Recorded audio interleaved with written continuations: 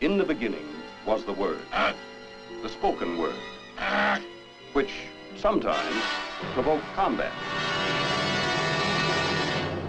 Then came the picture, a combat picture, as man sought to record for his fellow man the nature of his experiences and the lessons he learned. From the picture came written words, at first a kind of artist's shorthand, the first crude attempts to create pictures with words. But the pictures made with words were often obscure. They couldn't tell the whole story, and much of their impact was lost in the translation. For centuries then, man has relied on the universal language of pictures to document his armed conflicts. As the technology of war progressed, so did the techniques and the tools of the artist. The greatest single improvement occurred in the 1860s during the Civil War, when a revolutionary new device for recording historic events was introduced: the camera. There was no nonsense, no romantic inaccuracy about the camera. It captured exactly what it saw, with sometimes appalling reality. And as the equipment and the techniques improved, photography became an increasingly vital source of historic reference, military strategy, and public information. The invention of motion pictures added a new dimension. 1914, on the Western Front.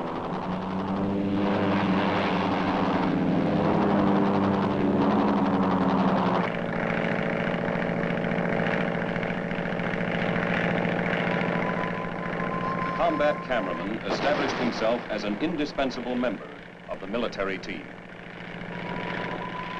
World War II was documented by 50 million feet of incomparable combat footage.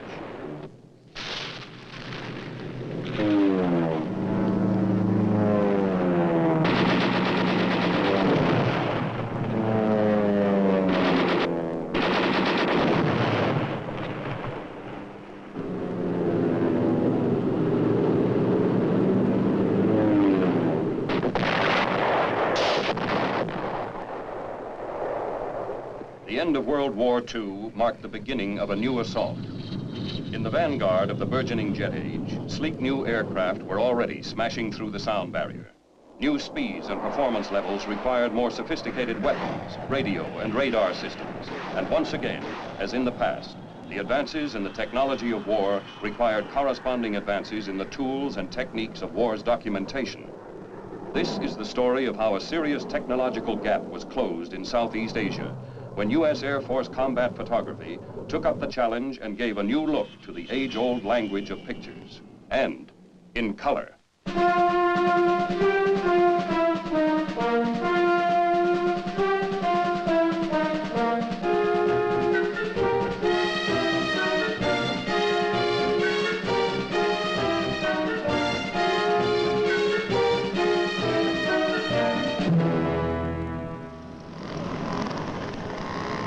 In the mid-60s, the United States became an active participant in South Vietnam's struggle for freedom.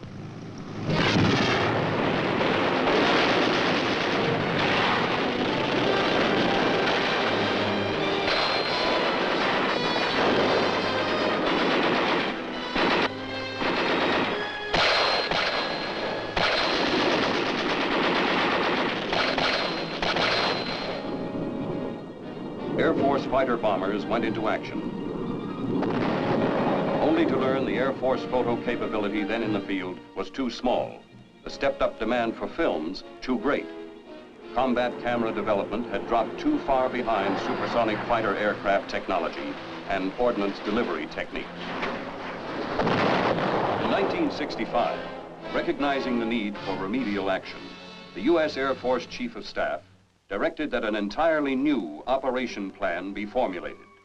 The planning task was assigned to Aerospace Audio-Visual Service, AAVS, through its parent organization, the Military Airlift Command, MAC.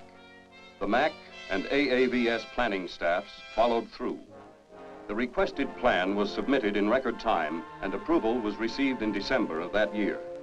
2 months later, the 600th Photo Squadron, a single manager combat photo capability, including all photo except reconnaissance, began to take shape at Tan Son Nhut Air Base near Saigon.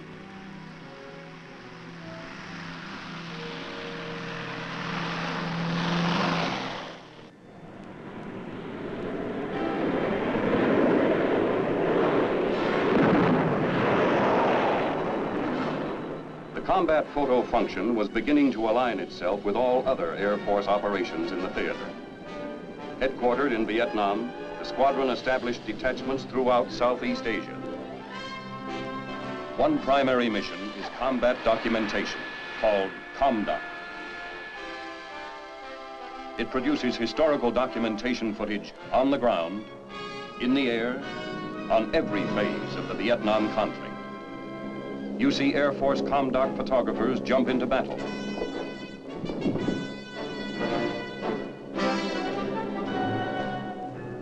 The ComDoc cameramen document anything and everything of significance.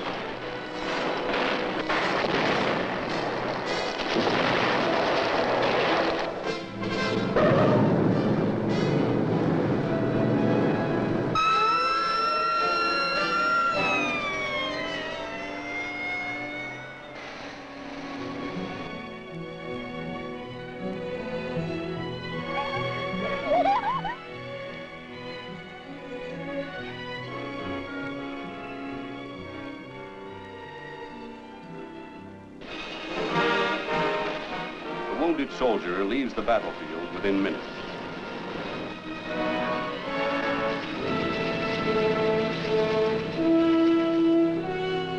Max medical air evacuation. Back home in less than 24 hours.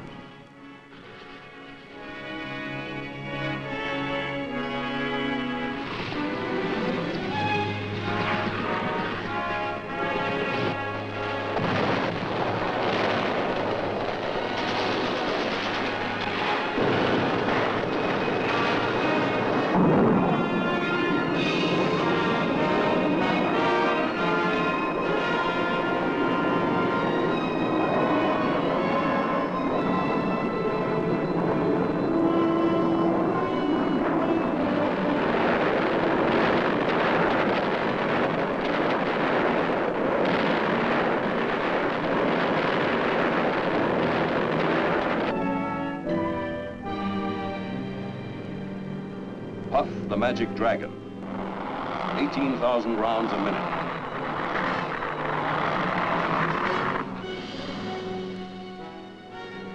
ComDoc footage finds an immediate use and fills an imperative need. It provides a film link between the Air Staff planner in the Pentagon and the combat operation in Southeast Asia. It also serves to keep the American public informed on the latest progress of their fighting forces. Equally important, it finds a lasting use as visual history, caught and recorded at the moment, on the spot.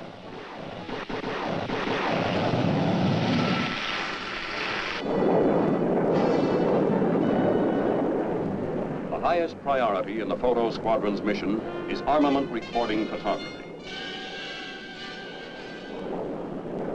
This is over-the-target combat documentation, filmed for the most part by cameras installed in the strike aircraft.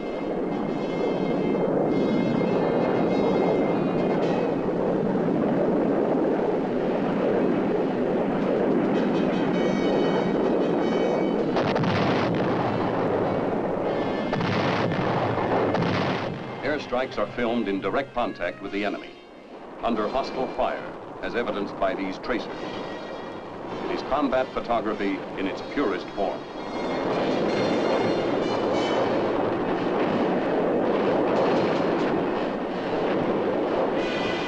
The footage supplies vital operational information and answers urgent questions. Was the target hit?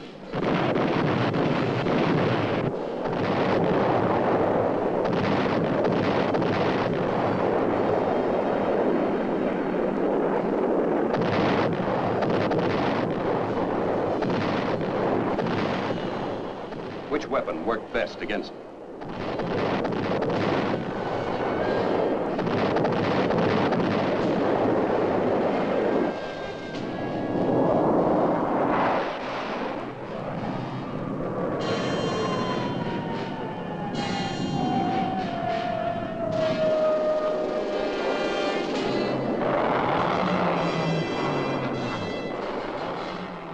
what improvements in delivery techniques and weaponry are needed.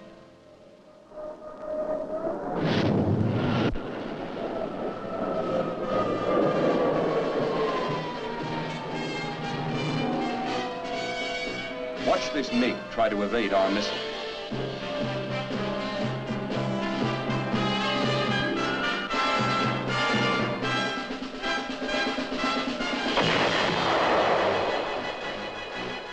Good strike footage is operationally priceless. Adequate airstrike coverage calls for cameras filming forward and aft at various speeds and settings, depending on the type of ordnance carried. Some of the sophisticated fighters arriving in Vietnam had no provisions for airstrike photography. Others had outdated gun cameras. AAVS personnel tackled the gun camera problems head-on. Today, the gun cameras installed by AAVS in Southeast Asia exceed 95% effectiveness.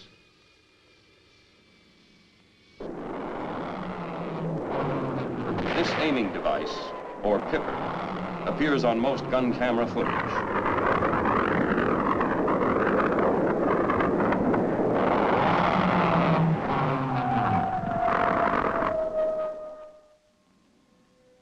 Pod installation fitted to external pylons and mounted on the aircraft at an ordnance station houses two high-speed cameras, one looking forward, the other looking aft. The pod can be used for tail chase and for recording weapon deliveries of its own aircraft. Pod cameras are only an interim measure. The pod development program was tackled with two goals in mind.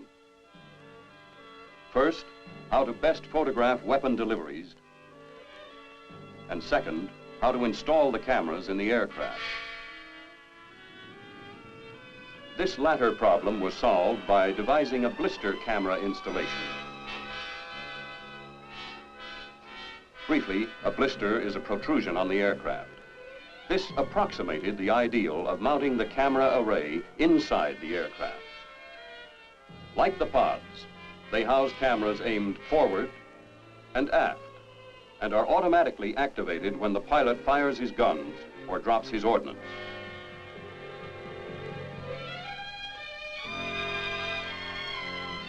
Motion picture cameramen and still photographers of the 600th also ride into combat with the jets.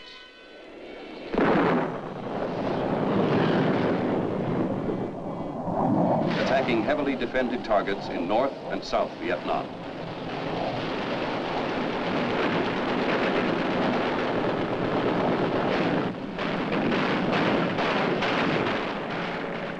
With the forward air controllers in their low-flying aircraft. From their vantage point, the combat cameraman records airstrikes against the enemy below him.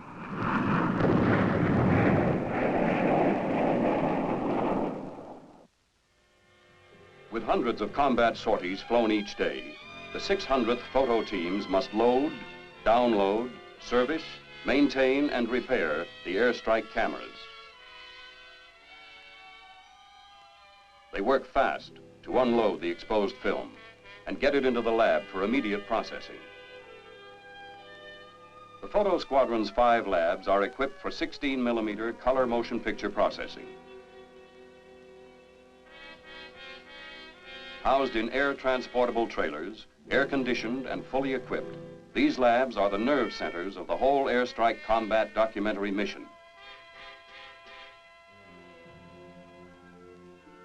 Within hours after touchdown, the labs process and deliver to the fighter unit commanders, intelligence officers, and pilots color films of the day's combat missions for rapid post-strike analysis.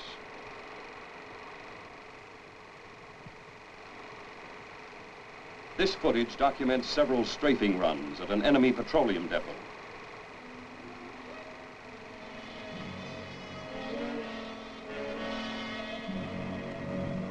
Here, there's no need for a return mission.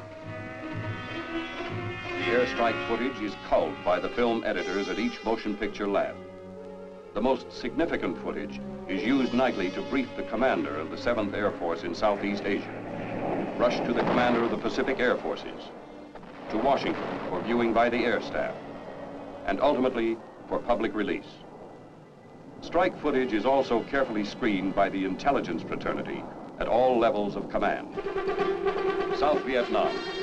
Fax in-spotter aircraft seek out the enemy, mark the location with smoke, then call in the fighters to destroy North Vietnamese and Viet Cong targets, such as base camps, roads and truck parks, food and munition storage areas,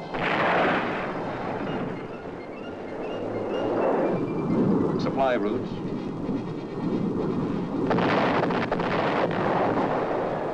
underground bunkers, trenches, foxholes, and fortifications.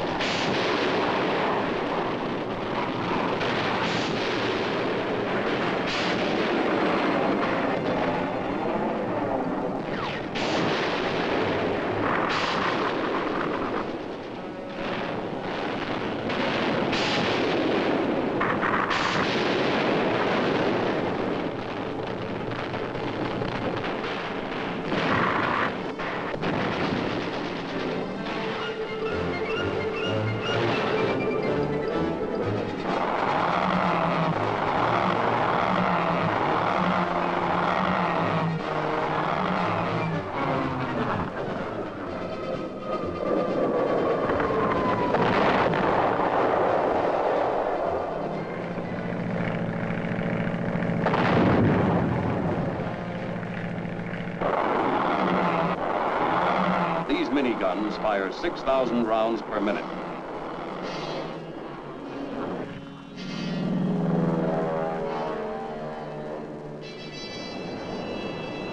Until March 31st, 1968, Air Force fighters and fighter bombers flew daily missions against North Vietnam major communist military targets north of the 20th parallel. Near Hanoi and Haiphong, pilots struck communist airfields, power plants, iron and steel complexes, and army barracks. They encountered heavy, savage conventional and surface-to-air missile and anti-aircraft fire, as well as enemy MiG.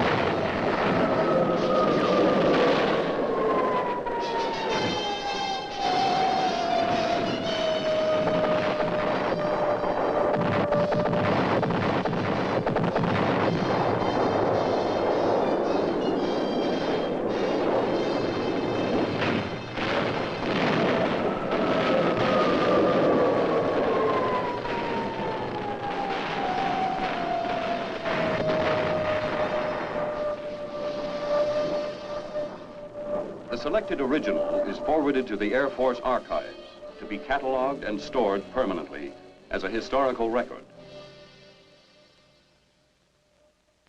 Another type of airstrike photography is filmed by specially designed cameras focused on the combat aircraft's radar scopes. Immediately after downloading, the exposed black and white film goes into an automatic processor and comes out within minutes, ready for immediate evaluation by the tactical fighter unit.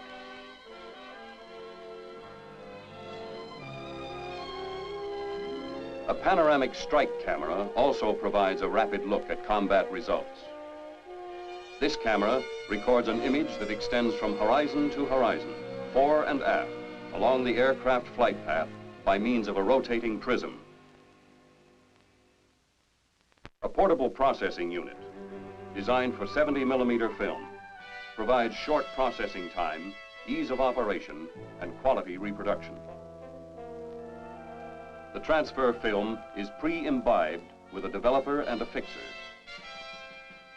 As the transfer film contacts the exposed film, processing takes place, producing both a negative and a positive transparency. Within an hour after landing, prints made from the positive transparencies are ready for viewing by tactical fighter units. They provide excellent operational information for the combat pilots and for intelligence personnel. The most significant negatives are turned over to intelligence for further in-depth study. The 600th maintains a fully equipped still photo laboratory at each of its 17 theater locations for reproducing black and white and color photography. The major portion of the still mission is to produce black and white still photographs for release through information channels in Southeast Asia, as well as base still lab requirements. Additional black and white and color still photographs are forwarded to Washington for release by Air Force information. The original negatives and color transparencies are forwarded to the Air Force Still Depository for future use and historical preservation. These pictures represent one day's output of quality photography. Still photo coverage includes civic action, newsworthy events, operational combat activities, and the vital airstrike combat mission. All Air Force combat photography from Southeast Asia eventually finds a use. You see it everywhere, in every form of visual media, from newspapers and magazines to motion pictures and television. The Air Force was given the job of defending South Vietnam with its massive air power. An F-105 has just scored another MiG kill. The pilot said, "I fired a burst from my 20mm cannon and the MiG blew up only 15 or 20 feet in front of me." The following excerpts from Air Force motion picture productions best demonstrate further use of Air Force combat photography received from Southeast Asia. Benoit in Vietnam. A monthly news review, distributed internally throughout the entire Air Force to provide its members with a broad view of significant and interesting events. General William Westmoreland, Commander, Military Assistance Command, Vietnam, in a message to the 7th Air Force, headquartered at Tan Son Nhut, wrote, "The performance of the 7th Air Force in meeting airlift requirements in Vietnam over the past year has been outstanding. Equipment and supplies are unloaded near the village of Tuy Hoa for the start of construction of a new air base some 75 miles north of Cam Ranh Bay. All construction is under the engineering supervision of the Air Force Civil Engineers. 45 days ahead of schedule, Tuy Hoa Air Base began initial operations." Mayday, mayday, mayday. This is Red Rooster Lead. My wingman's been shot down. Sound clips for the Air Force command post and the American public. A pilot is saved by helicopter. A rescue by the Jolly Green Giant. A dramatic, factual short clip. A report for the air staff and the American public. Although every rescue mission is different, what you have seen happens all the time in this war out here. And that means hundreds of our best men saved.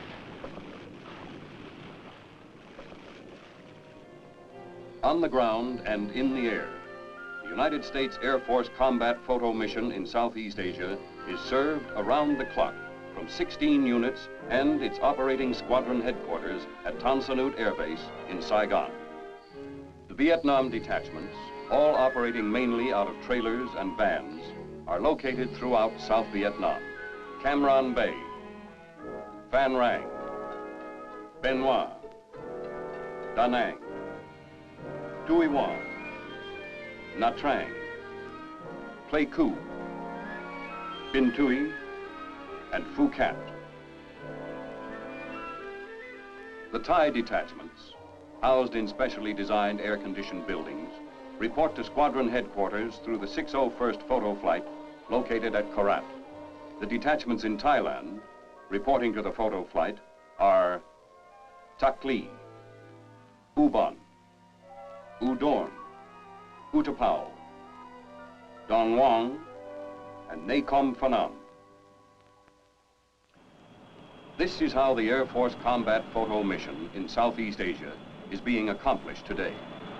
An impossible task for the Air Force and AAVS, had it not been for the valuable contributions and material assistance afforded by various air staff agencies and major commands. We've shown how the Air Force is closing a technological gap, bringing combat aircraft and combat camera together again as a highly skilled working team. Looking back to the start, it seems we've come a long way in a rather short while. Looking ahead to the future, our goal is to keep pace with technology and satisfy the needs of the Air Force. You may rest assured that when your Air Force has done its job in Southeast Asia, the final photographic record will be complete.